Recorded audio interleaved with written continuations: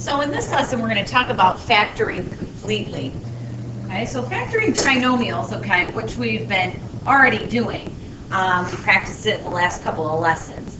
It says there's a lot of practical applications to this, and we'll eventually see those applications. But right now, we need to exercise our brain. Okay, so we're going to talk about complete factoring. And that word right there, complete, that's going to be our sort of our indicator that we're going to have to do something a little bit extra than just factoring.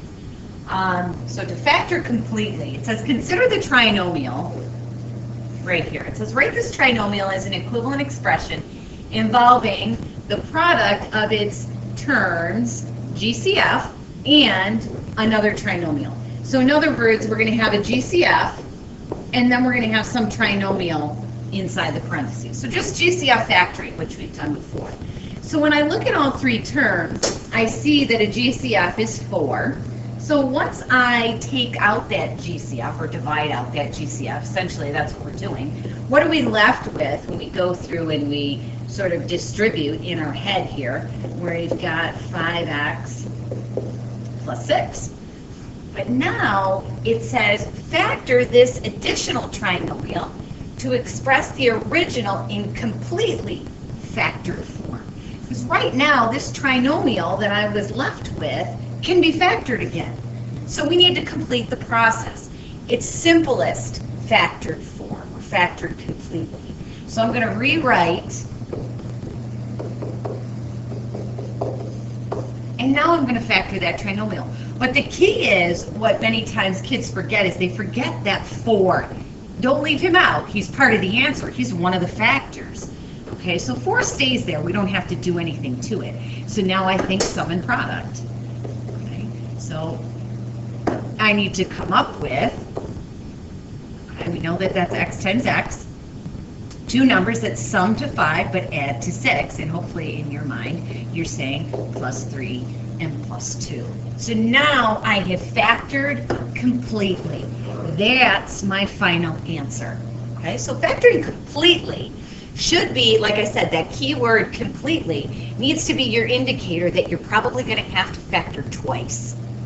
Okay, you're going to have to factor twice. You're going to have to do something for your first step. Usually it's a GCF, sometimes it's not. And then you're going to have to factor a trinomial potentially a second time. So in other words, you're going to factor more than once. All right, so the rest of these, okay, I'm going to leave up to you to do on your own, to come to class done. All right. And let's hop over to the other side. And it says complete factoring can also involve factoring the difference of perfect squares. So we've dealt with those, so now let's take a look. It says write each of the following binomials completely factored. There's our key word, okay, to indicate in our brain we're probably going to have to factor twice, at least twice. So let's look at A. A, when I scan this problem, 2x squared minus 18, I see that there's a GCF. So my GCF is 2, and now I'm left with that binomial.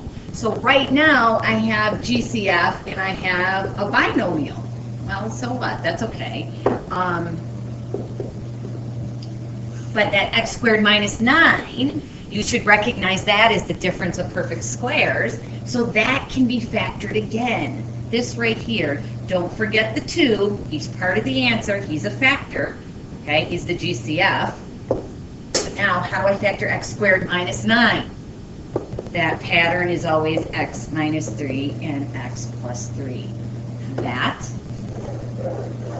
is my final answer. Okay? So if you can keep in mind, factoring completely means you're going to have to factor at least twice. You should be in good shape.